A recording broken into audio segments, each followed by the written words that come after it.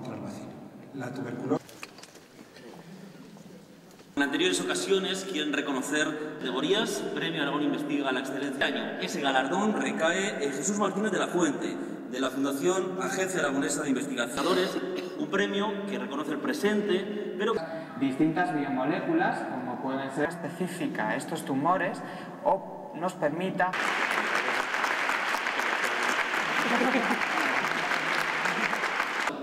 su apuesta decidida. Grupo Scientech es una empresa localizada en Minería, ordinaria para entidades financieras.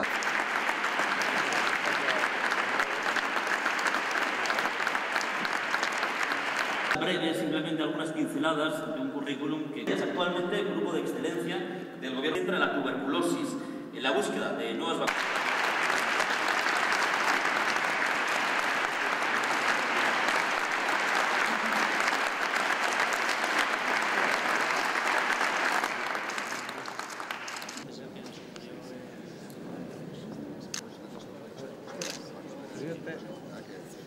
La investigación, el desarrollo y la innovación son una parte imprescindible de la estrategia de crecimiento que Aragón ha adoptado en los últimos años.